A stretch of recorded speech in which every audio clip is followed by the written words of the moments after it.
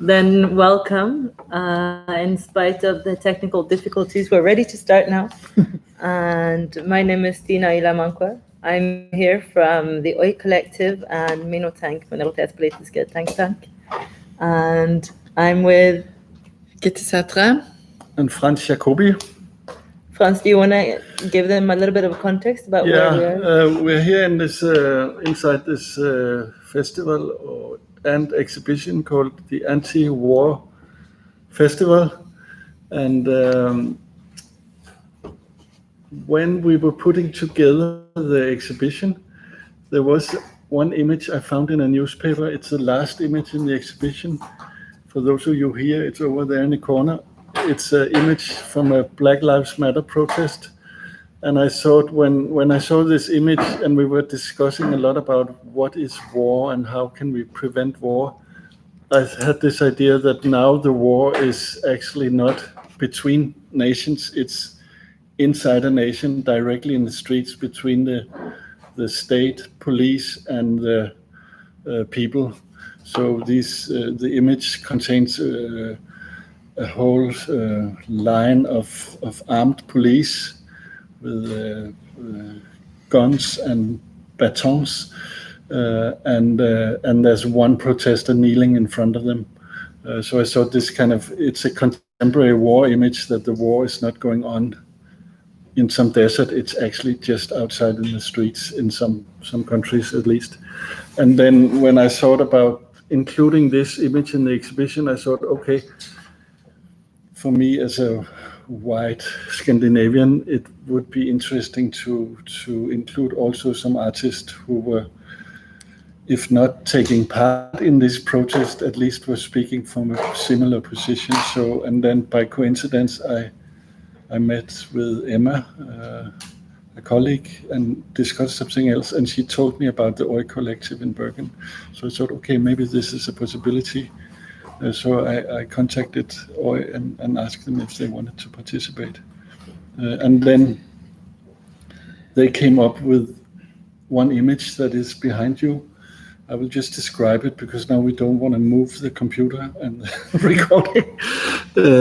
So it's an image of a woman with dark skin, red hair, and then there is a hand pointing to her, and covering her mouth, it says, shh, please stay quiet.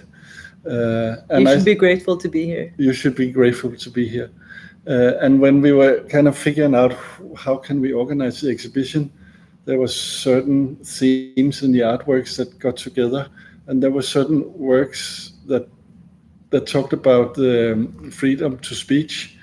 And I thought this image gave a kind of different angle to that. We have one artwork is about Julian Assange and the case against Julian Assange, which is a very kind of public case and a very kind of monumental case about public freedom to speak, a kind of global case in a sense. But this smaller image talks in a sense on a more personal, individual level of who is allowed to speak in what connections. So I thought that was also a way of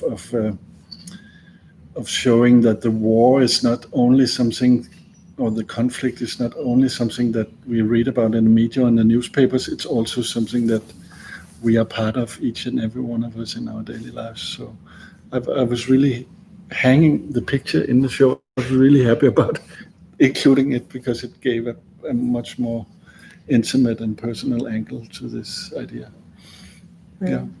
Yeah, I think it's in terms of conflict, it's also interesting when we often talk about conflict, but we don't, and we can describe it and we can analyze it, but we don't really analyze peace, and we don't really describe peace. Or many times when we do describe peace, it's very much in terms of harmony or, happiness, or like these kind of like warm, fuzzy feelings. But I also, when we think about our democratic rights and kind of the level, or when do we say that something is a conflict, right? So if there is a riot for 2 weeks, is that like a short-term conflict, or is that kind of like the level a fight, or like, what's the level, or is there a scale from peace to conflict, or is it just either peace or conflict? And so I think that the discussion of inclusion is very interesting because in order to build actually a strong and lasting peace, you also need to include the dissent. And so this discussion on freedom of expression, I think, is very central because it's supposed to guarantee the inclusion also of this dissent. I mean, you don't really need a right to guarantee your opportunity to say things that everybody agrees with. You don't need that because you don't need protection for that. You need protection to say things that nobody agrees with, right? And so I think that's kind of where we're getting at when we talk about inclusion in terms of dissenting voices and marginalized populations. And I think in terms of arts and culture, it's extremely important also because Gitte, you were mentioning earlier that art is various languages, or is a language, or you can say a multitude of languages. And if it's not accessible to the people who need it the most, then what is it really for, right? So that's why I'm the one who initiated this conversation today, because this summer we've had a lot of conversations about racism, about inclusion and exclusion. And yeah, I was also in conversation with you, Frans. And so I think it's an appropriate topic to also bring into this space. And because in the arts and culture scene, institutions and network have been identified as two prerequisites in order to kind of access professional opportunities for most artists, especially for the artists that I've been talking to anyways. And following that, we can kind of assume that the institutions are the gatekeepers for who can make use of that language of art to access more people. So that's why I'm really happy also to be able to actually talk to the institutions and see kind of where the institutions are at when it comes to art and inclusion and what the institutional perspectives are. And so do you guys want to maybe present the institutions that you're coming from? Yes, I'm coming from an institution here in Bergen, which is quite old, 30 years old approximately. It's called Kunsthall 314. And it was based back in the days as an institution to show art outside the Eurocentric scene. So it was one of the first institutions in Scandinavia that had that as their main job, to bring art from the other side of the world, to bring it to Bergen and show it locally. And that has been our mandate ever since.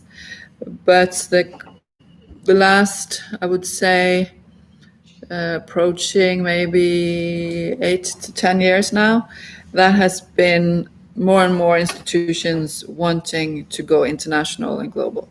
So that has also made that we are opening up and maybe showing more local also, because that is not so trendy anymore. So yeah, trendy is a word that was probably come up, and it's always a part of the art world because it's a lot of money involved and it's a lot of prestige. When you're an artist, your personality is linked to that role, and if you're an institution, maybe you probably won't earn a lot of money. So it's all about capital, cultural capital. Yes, so that's I've been working at 314 for about nearly 5 years as an editor, debate editor, and also within communication. Sometimes I curate together with the director Malin Barth.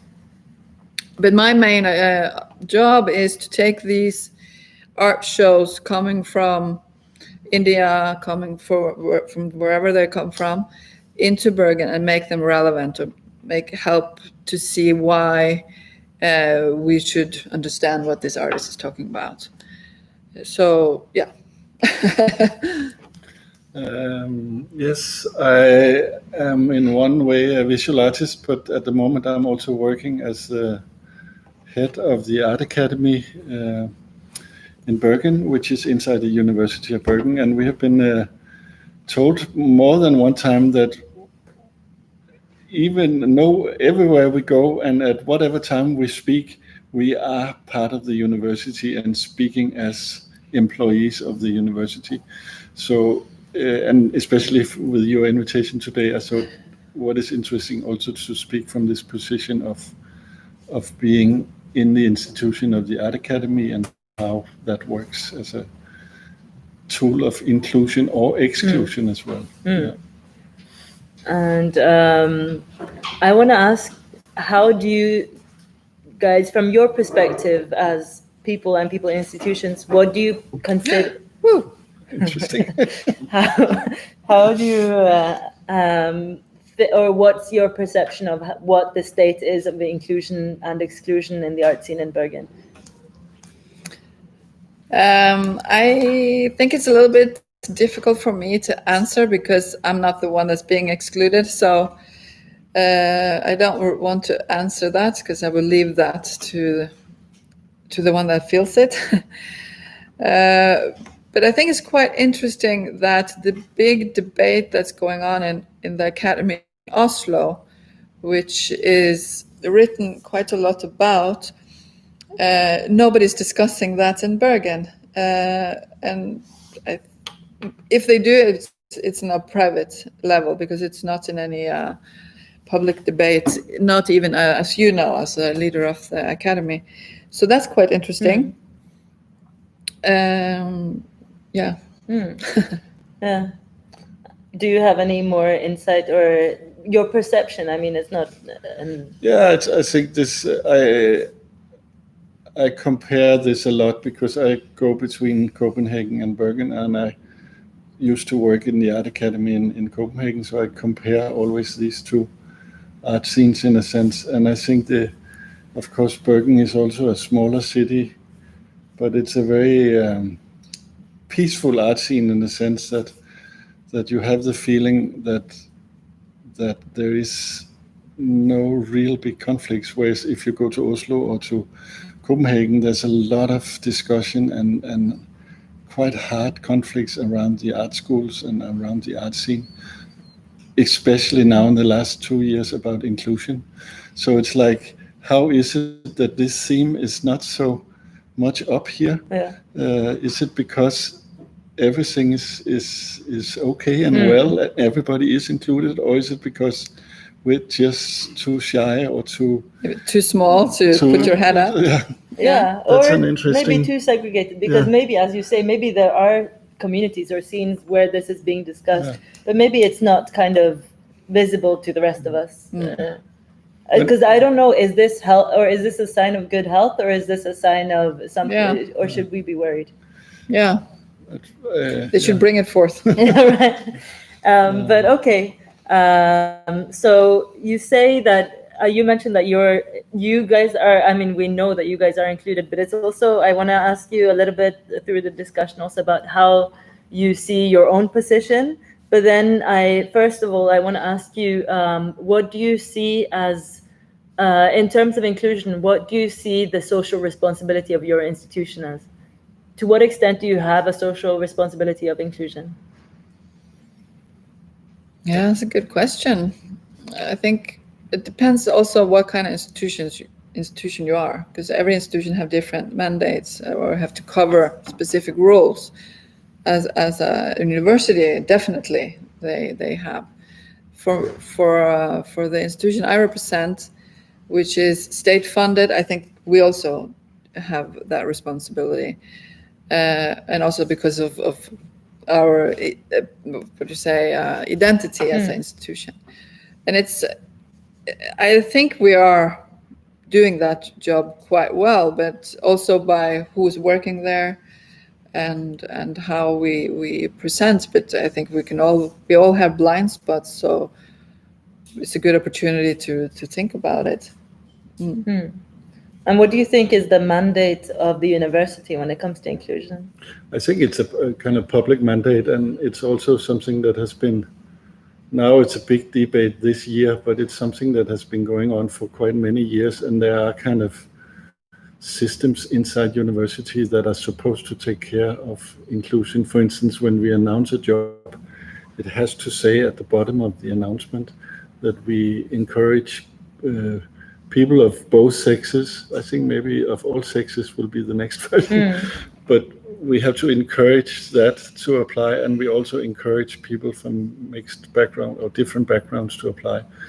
So just that little sentence is a kind of sign of our obligation, and I think it's also embedded in the systems of the university that we have to somehow be aware of this and take care of this. I don't know if it works that well. That's another question, but at least it's in the system, and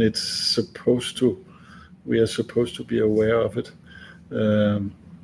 But I can also see that you could have some mechanisms that works towards this, but you could have other mechanisms that is also in play that works against inclusion. So it's quite a complex situation. And I also think what is interesting, because in somehow the art scene and the cultural scene always think of ourselves as we being way ahead of everybody else in society, but when it actually comes down to facts, you can see in different kind of research that the cultural scene is actually maybe that part of the Scandinavian society that is most difficult to get access into both as a foreigner, but also maybe as a person with a different cultural background. But being the head of the Arts Academy, do you feel like you have a personal responsibility towards the responsibility of the institution? Yeah, of course I have, and in a sense I try to differ a little bit between my individual role as a person, when, of course, as a person you, by coincidence, you meet other people and some possibilities arrive and you can act upon that. But then as a more public or institutional person, you're in a sense in a different role. There's some things I cannot do, but there's other things I can do. And when you use the word gatekeeper, of course, both as a professor or as a head of an institution, you are a kind of gatekeeper. But I, for myself, would rather see my role as a person who is, instead of locking the door, closing the door, I'm trying to open it up. But of course, inside a system, I think it's been very interesting for us, because we moved from being an individual or independent institution 3 or 4 years ago to become part of university, and you can see that the formalism of university is much bigger. There are some rules, and we have to follow the rules. Like you have to have a BA, or you have to have a master, you have to have a doctorate. So, for instance, the bachelor program in art is a Scandinavia-spoken program. So you cannot take in persons in the bachelor program who don't speak Scandinavian language. In the old institution, you were able to say, okay, but this person is super interesting, we will take her in anyway, and then we'll figure out this language problem. But that's not possible anymore. There has to be a student has to show a test they have taken, the Norwegian test. So I think this the formalism of a very large institution also makes it more difficult to kind of make your own moves somehow. Bureaucracy. But so because you guys, first of all, it's a little bit, your position is interesting and your institution is also interesting, because you go and get art and collections from abroad and you showcase them for a while, and then you have your own local not productions, but local like sometimes, because we have like one big exhibition hall, and then we have the vault, so sometimes we try and take one like international superstar, and then give the opportunity to a younger, or maybe local, or from Norway or Scandinavia, to kind of put them together. But it's not only to be nice, it's also because it can be an interesting conversation between those. Of course, our mandate is to make good shows, so it's not if you are this and that, it has to be. But so how do you proceed when you try to identify which collections to take in? How do we work to Yeah. identify? Well, we used to travel a lot. And we go to biennales in Asia or in the Middle East, or even Venice and Documenta has international artists, so it doesn't have to go that far. But there has been one, and then of course the internet. So how would you go through the internet? Then, I mean, this is mainly Marlen's job, but I think she works a lot with topics that she thinks is interesting for art to talk about. So she works from that kind of angle, and then find artists that works within this. But it's also, of course, it has to have to hit you in the stomach also. So it has this mix between the language of itself and the content. That's kind of her curatorial approach.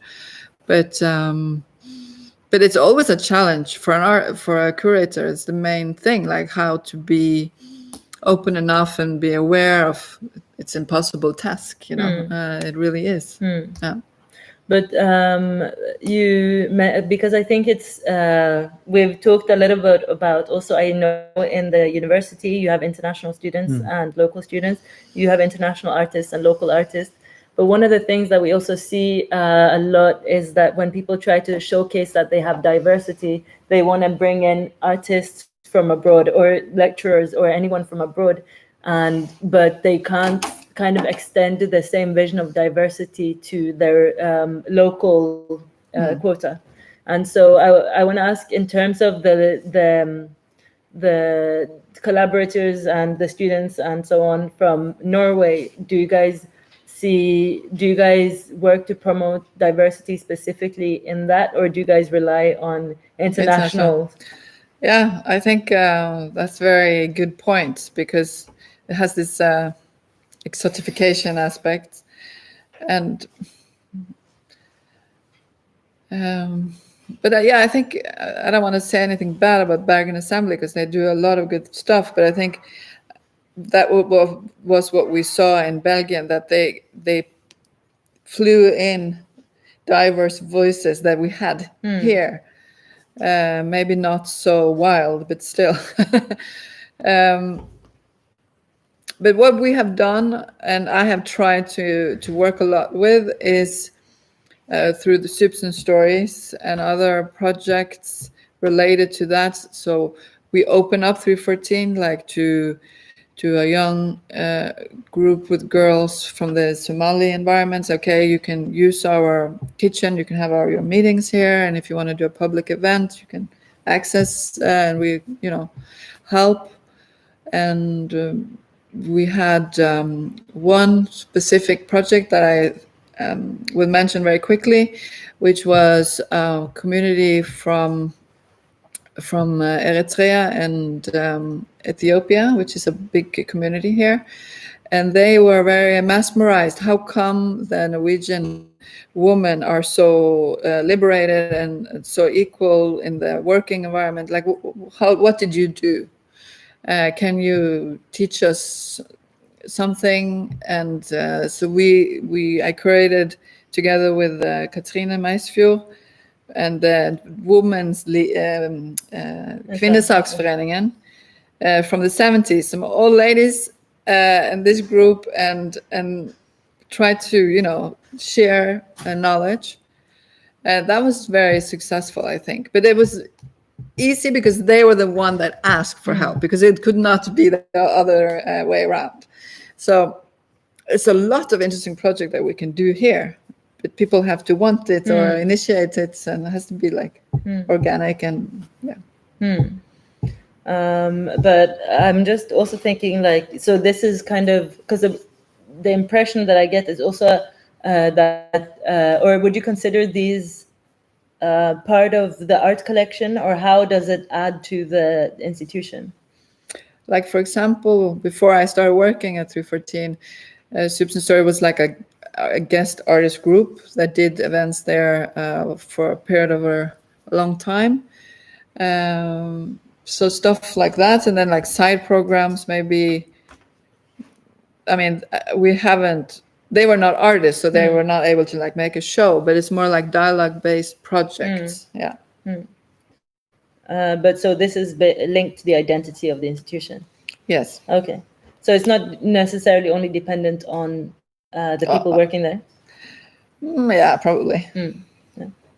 But I was wondering, in terms of the university, how is it in terms of diversity in the local group versus diverse, like in the international group? We know that's diverse, like that's kind of part of the premise. Yeah, but it's also, which I think is often something to think about, because you could say it's quite a split between the bachelor program and the master program, and then there's a curatorial program as well. And they're very different. While the language of the bachelor program has to be Scandinavian, so it somehow defines the students. And I think it's quite astonishing how few that is actually local. So if you say we have 45 students in 1 year in bachelor, maybe 5 of them comes from Bergen. Then 15 comes from other parts of Norway, and then the rest come from Denmark and Sweden. So we have actually a very little local group. So everybody is moving from somewhere else to study here. And which also doesn't make it such a big difference if you're Norwegian or Danish or Swedish. And in the master program, you have even fewer students who are from Bergen. So. But how is the diversity within the Scandinavian group? Are people mostly ethnic majority population? Is like, how's the diversity in terms of gender and sexuality? I think you could say most of the Scandinavian students are white middle class. It's also a class question, I think. That's a big problem. I think so. Yeah. And how to get around that, it's a difficult question, because you need people to apply, and get into an art school in Scandinavia. You have to have a preschool experience somehow. Most people have gone to some other art schools for 2 or 3 years, or at least have an art practice for similar time. And it's certain classes in society who has the luxury of being able to do that, or the interest also. But why is this institution set up that way? I mean, that is something, because we have this system of how to admission system, how to apply and how to select from that. And I think it's super interesting because we think we are, in a sense, fair when we select people, but what is it we're selecting from? It's a kind of idea of what is quality and what is skills. And I think this is, if we want to change that,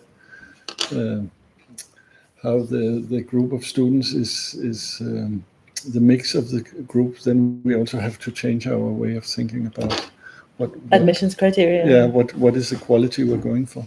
Because in a sense, it's a quite special education, in the sense that students don't apply with their formal education. They apply with some artworks, and then we look at them and say, this is a good painting and this is a bad painting. So there is a kind of evaluation of quality somehow. And what is that? Is that a subconscious collective quality, or how is that produced? And that's a super interesting question, I think. But can I ask also, so because you have some admissions criteria, and so a question is also who makes those, right? And then the other one is also who's in the jury. So who kind of reads into and interprets those admissions criteria? Yeah, and as it is now, the criteria is only quality. There's no other thing. But I mean, that must be specified somehow. Not in written. Okay. But, so if you have a committee of, I think each committee is 4 persons, maybe 2, 3 persons. It's 2 professors and 1 student, and these 3 persons together have a kind of idea of what is the level of quality we're going for. And is there any demand for diversity within that committee? There is a demand. We can't have a committee only with male or only with female. So there is a demand for there has to be a gender mix. I mean, in the faculty of the people working there as teachers, there is also some kind of diversity, but so that is also reflected in who is in these committees. But it has to be people who already have a job there. So in that sense, it's limited. We can't go out and say we want you, for instance, or somebody else. Yeah. But I have a kind of question. Okay. For me? That's just open. But because how to deal with this? One way it could be like, let's say, 3 people that came to Bergen in 2015 during the flow of people coming, and they were interested in art. And then would it be politically correct or too politically correct to say those stories is a testimony of our time that should be included in the art academy? We want to have those artistic represented. Yeah. What do you think? No, if that would be politically correct? Yeah, like can you say, okay, maybe you don't have that school, maybe your painting is not as good at this, but what you represent and your story is so important that we decide to do it. I think that like when we talk about judging by quality, it's kind of like, for me, it's a little bit the same as the discussion on beauty standards, right? So what we consider beautiful in one culture is not what we would be considered beautiful in a different culture, right? Yeah, but art is not about beauty. No, but I mean, beauty is also not about necessarily just about, let's say, sometimes we would say beauty is about, what do you call it? When something is proportional or, but so it's also not, I didn't mean to compare it as art is beauty, but I just mean like when we talk about beauty standards, it's also like this normative framework that we think is objective, right? But that is highly cultural. And I would imagine that art quality, although of course you can talk about technical finesse and so on, composition, that there is a huge cultural element in defining art quality. And this has been reproduced through institutions over a long period of time. So it's also, I mean, I'm not saying that it's easy to challenge. No. Yeah, I think I even forgot your question, but but it's I think I'm all for like state feminism, state anti-racism, state anti-heteronormative behavior. Like I really think that you need to implement something in order for things to be more well distributed. That's my belief. Yeah. But because I'm also trying to look for kind of like, because I know a lot of people are trying to work behind the scenes to make the art scene more accessible, because what we also see is that if you need kind of institutional validation in order to get access opportunity, the people who have institutional validation will get more access, right? And then you will also kind of reproduce the same artists and the same works, or you'll call it recycle or whatever. And so for those people, they also need to know where to target, because a lot of art institutions and people working in art institutions are pointing to the one above, right? Or to politics or to other mechanisms. So I'm trying to also just figure out kind of, if you want to make a change, for example, if, let's say, groups that mean that if someone would argue that the entrance criteria, for example, excludes quality that pertains to a different standard or like a different cultural standard, then who would they target to make that change or to make that claim? Where should they make that claim? I mean, I think this is interesting in a university, for instance. You have this formal system of making changes. So if you want to make a change, for instance, if I want to say, okay, I would like, out of 45 students every year we take in, I would like 5 of them to be asylum seekers, for instance, or whatever. Then I could try, but it would take me like 3 or 4 or 5 years to get that through because there is this democratic system of formal change, so it has to go, a change has to go through a lot of committees and be decided by this person and confirmed by this committee. I understand. But if you think about not in terms of who the person is, but if you question the norm or kind of the standards for what's considered quality, kind of the criteria for assessing art, then if you check kind of like the blind spots within that normative framework, then where would one turn? Who should you target? Where should you? I mean, of course, you should target in my case, in an education, you should target the students and the other teachers, because they are the ones who create a notion of quality over time. And this is also how you can use, for instance, guest teachers, or you can use exchange students, or you can use different systems of getting people who are different into the system, and then you can see, okay, this is a different position that challenges whatever was going on before. So, I want to throw in like a fire. Okay, fireball. I think we need a fire. Because I mean, it's like one of the most difficult professions. I mean, it's like to be a part of that. I mean, of course, it's a lot of levels, no, but still, it's a lot of work, though. You know, even for us, it's not like you just get a career. No, I mean, it's like a lot, and like for Oi Collective, they didn't come for the opening. They haven't been here. They sent an old picture. We had to go and get it. I mean, if I did that, you know. Yeah, but it's also I think that's an interesting thing, because so I initially said there's two kind of prerequisites in order to get a foot in the door in the art scene, or to kind of access these professional opportunities.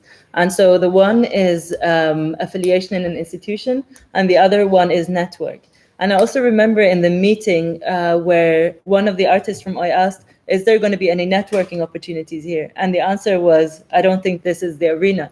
So then I also think, like, if kind of a space like this can't provide networking opportunities for artists from a marginalized background, where would you find it?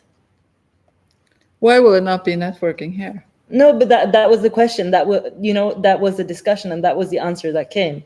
And so I think it's also, I think for, I don't know, but I think for many of the young people that I talk to, one of the primary concerns, especially for people who have come as child refugees, one of the primary concerns is to be able to make a living as soon as possible.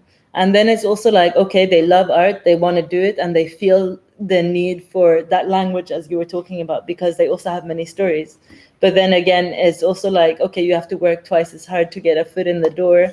And I think that I personally, I don't know, but I think there are many invisible obstacles. And so what I'm trying to do is also to find out how the people who know what the obstacles are, where can they turn to kind of voice their grievances? Because it's also, as you say, like, this is a complicated field with a lot of competition.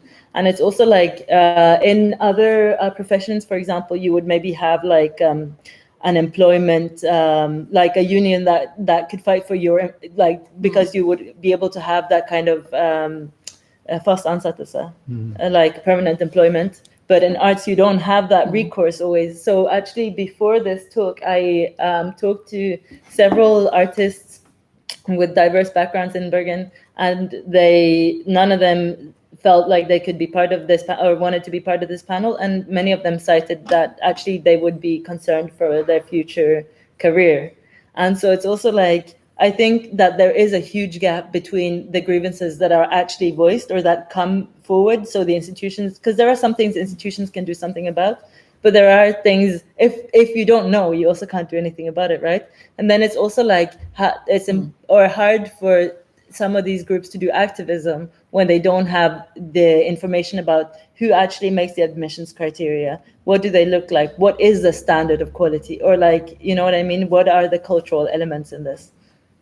Yeah, but you could also say, I think in a sense, an arts education is so much about that. I mean, what you're learning in those 5 years of studying is, of course, you learn some skills as well, but a big part of your learning is you learn this way of networking.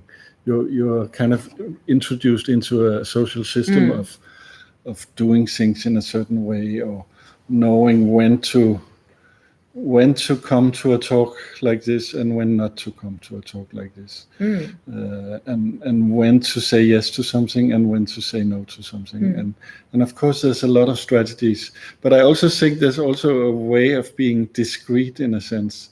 For instance, if a young white artist, male artist, come to me and I ask him to participate in this exhibition, and he would ask me, okay, what is my career possibilities by participating in this show? I would just say, fuck you, go home.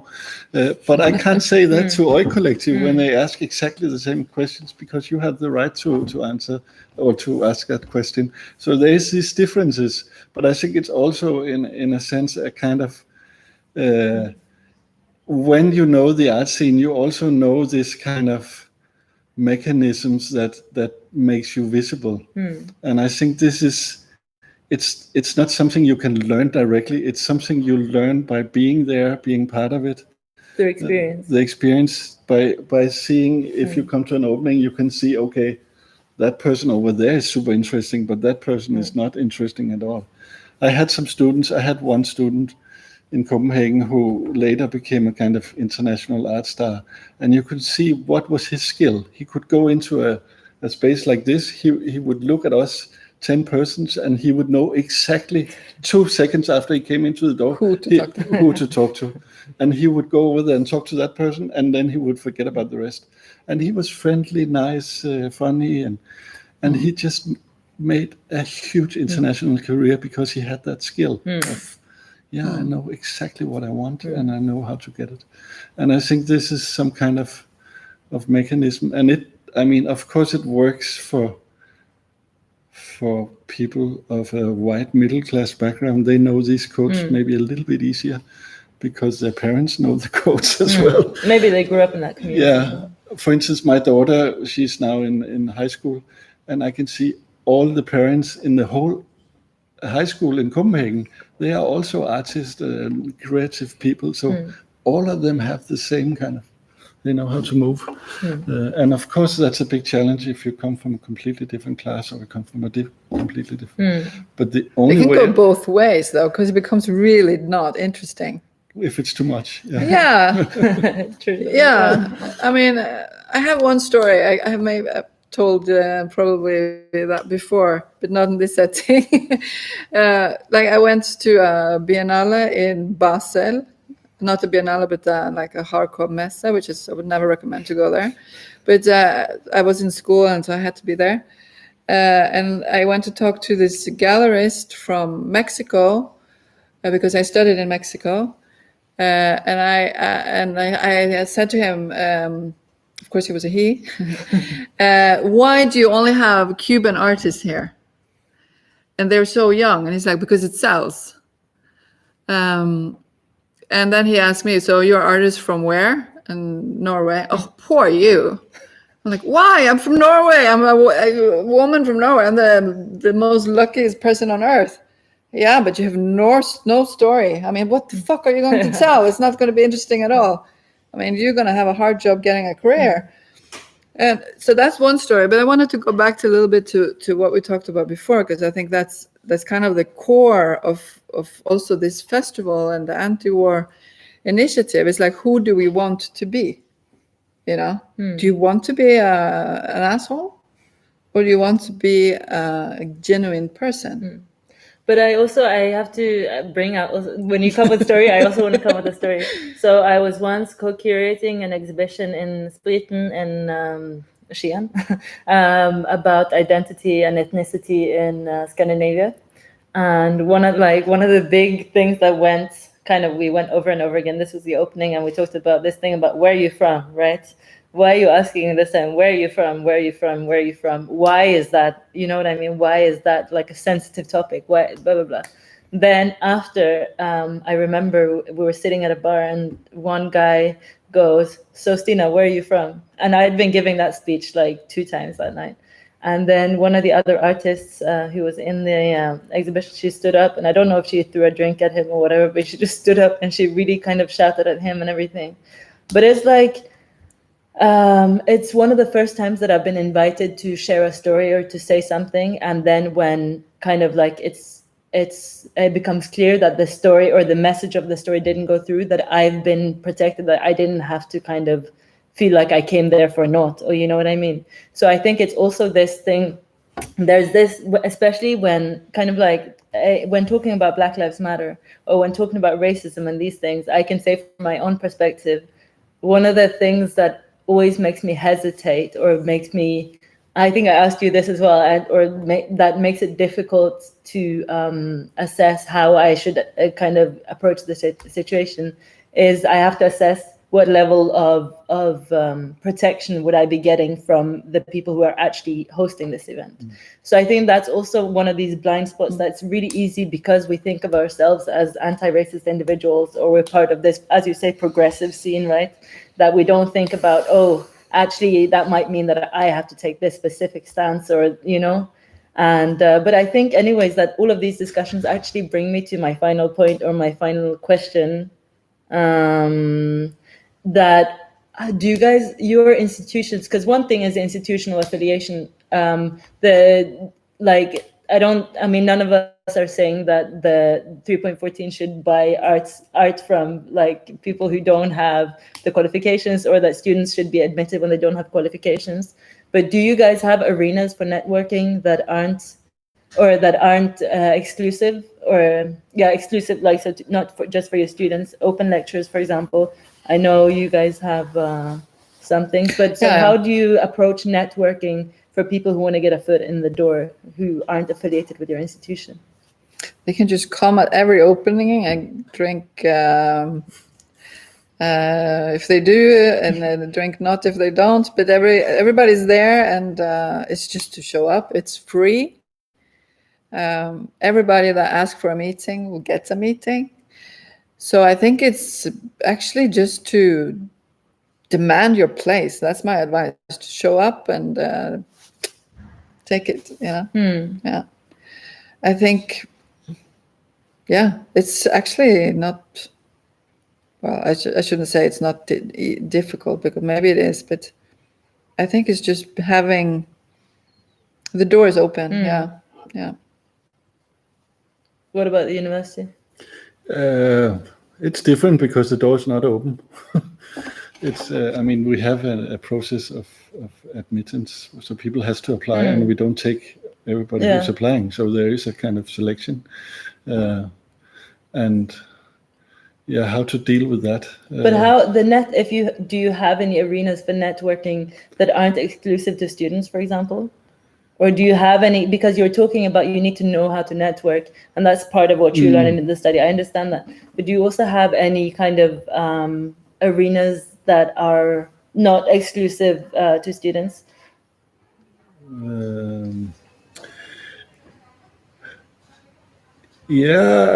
I think this is something I personally would be interested in. For instance, making this exhibition for me was super interesting process, because some of the artists here are you could say, professional artists, and some are former students, also some are students, but there's also artists here that I never heard about before, and there's some who are not artists but are activists, but then wanted to do an artwork also. So I think this idea that I would normally come with of quality is kind of turned a bit up and down, and it was because I was figuring out how to hang this exhibition, and it was super interesting for me. Instead of looking at is this a good collage, it was more about what is the content, what is the story in this image, and how can we connect these stories. And it forced me in a sense to look at something that I would normally say this is it's not interesting for me, because also in the very beginning of this process, we kind of figure out we just have to say yes to everything. So when people, we ask different people to come with something, and then we wouldn't discuss, okay, we don't think you should come with this, you should come with this instead. And then also because in this group, it was not only me and Gitte who was choosing, it was 5 or 6 persons were choosing, so there came suggestions that I would never come up with myself. And with this principle of just saying yes, we just have to take it in. And I think this is, for me, was really exciting in a sense, because then you have to, for instance, there's an image on the other wall there, a painting of a small child crying.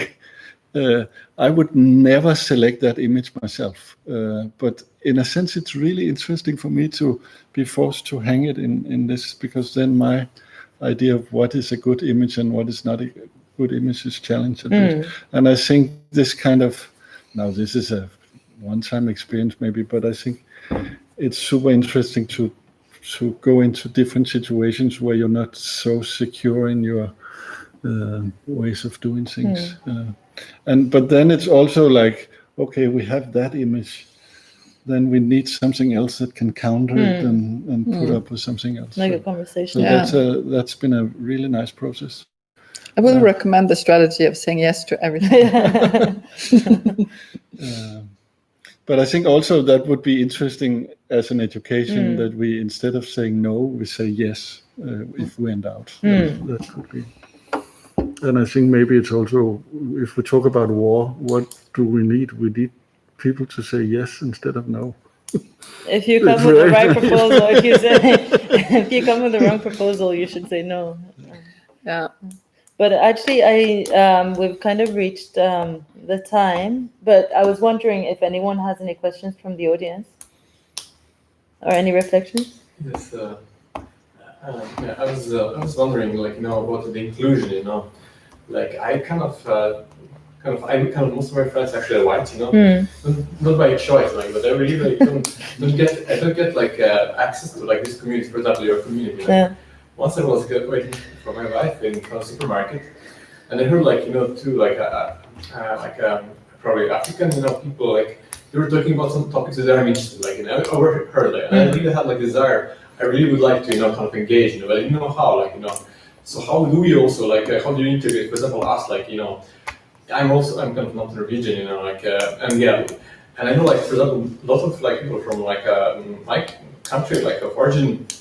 They're kind of very close also towards Norwegians, some saying some ridiculous things I'm sorry that we hear because there are so many of our people, and those who are not Norwegian, that's it's ridiculous what people are saying, it's my community, So are also our communities are also open to integrate, for example, even though small, are we also enough open to integrate also even though they're majority, are we integrating them as well?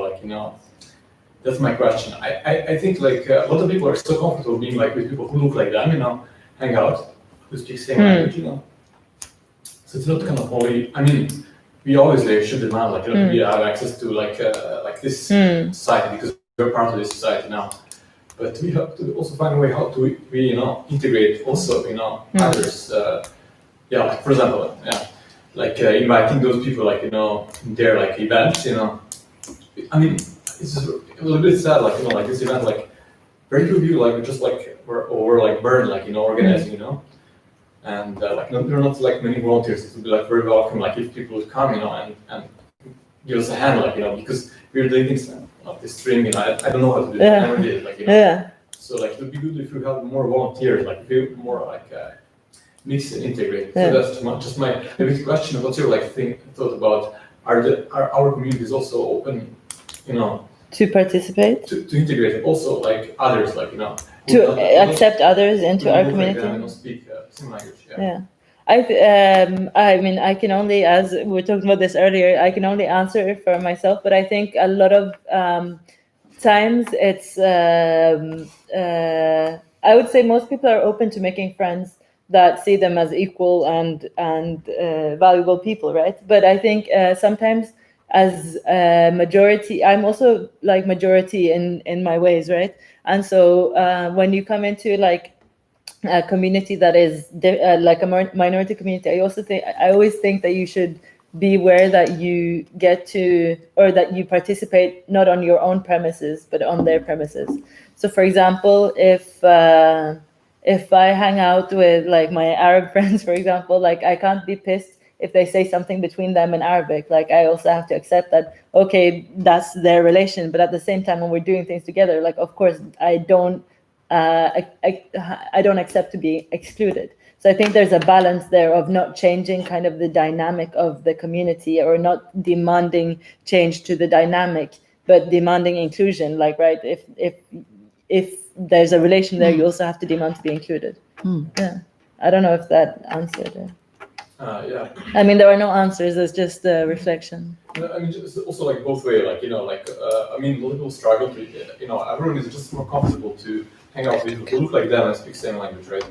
So we do that as well. Like, I mean, as a majority, someone has more responsibility. That is like definitely. Like, but we also have, even though like we are minorities in a way, we also have our responsibilities to integrate others into our communities. Yeah, I think, yeah, I agree. Like we have a mutual responsibility to kind of have open, like we can't border ourselves up. We have to have open, how can I say, open doors, right? And so I agree with that. But then it's also like, what are the roles in my house and what are the roles in your house, right? I think also it's very important to try and don't care so much if you, I mean, we shouldn't be like, did he or she say the right thing? I mean, what is the intention, you know? It's makes it very difficult to approach each other if we're going to be so tense, you know? I mean, it should just be, dare to start a conversation. Yeah. Any other comments or questions? Yeah. It's just a reflection. Like I came in 2015, and one of the most difficult things in the community is one of the most difficult things for refugees or for the newcomers is to navigate the community. It is so difficult. It takes a lot of time, and people come like with a lot of passion and motivation to study something, especially like it was few chances to study what you want in your home, on your mother homeland, which is most likely dictatorship there. So then you come here to fulfill your dreams. But then once you start applying, and everything is like, takes a lot of time. So there is this hole in your applications that they tell you, okay, you can apply next year. Yeah. But for a Norwegian student, next year, it means they're gonna travel the world in this year. They're gonna come back next year and apply again. But for this person, it means that they lost the passion to study this. So what I really like, think Bergen University or maybe Art Academy. I'm not an artist, unfortunately, or maybe not. But like what I really wish like Bergen University come to introduction program where refugees are studying Norwegian and tell them like this is, for example, we have this department which is like art. You do this and this and this in order to come, and have maybe some people in Art Academy who are just specialists in minorities, who can just invite them, and if minorities or people in Norway who have questions, they go to these people, and these people just tell them like, yeah, you have this hole in your application, you can just fix it before March, for example. Not before 2021, 22. So then I think it would be easier for refugees, newcomers, just to be included more in university and art academy, which like I heard like art academy, music academies are the most difficult. And so then people just give up and they just say, okay, I'm gonna just study as a nurse and 3 years and gonna just get a job for the second year. So then it would be easier. Yeah. When you finished. We can repeat it shortly. That the university should go to the introduction program and find refugees where they are. So and introduce what is the Arts Academy and what do you need to fulfill in order to get in. I think this is a really interesting idea also, because I think I can see from inside the system there's a lot of obstacles, something like you're saying there, that there's a detail that everybody needs to supply, but you don't know about that detail. And I think it's really important for us to kind of also research and be in contact with those other kinds of communities, asylum seekers, for instance, or people coming to Norway, and to figure out what is the obstacles for those people. and try to work with that. And I think this is something that we in the future have to be much more aware of and start working with. I was once in Denmark. I was part of the Arts Council, and then we had visitors from the UK. Where in the UK they have a lot of more people from all over the world. So they had a whole program of inside the art scene of trying to work with museums, institutions, education, of how to integrate different classes and people. And it was so developed, this program. It was amazing somehow to figure out, okay, there's actually a lot of things you can do to get more people to come to the exhibition or go to a concert or something like that. And I think this is really something that also kind of Scandinavian sickness in a sense. We think we are in the forefront of everything, and we already know it. So I think learning these different methods, for instance, learning how to set up a program of including people who are coming is really important. Can I'm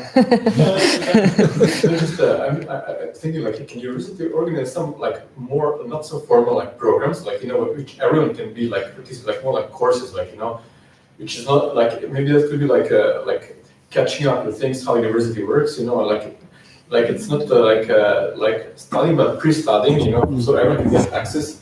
Potentially in the future, like when they learn how the system works, maybe then they can easily like onboard these people. So it's not like they are rejected, like but they start with like some program, like it's art program. A lot of professors could participate, guide them a little bit, and then after maybe a year, they like can be like prepared to. Yeah. So that's a question: is it possible to do something like that with university? Yeah, I think of course if somebody has something to do it, many things are possible. I had this example for myself a couple of years ago when I was still working as a professor. I had these two.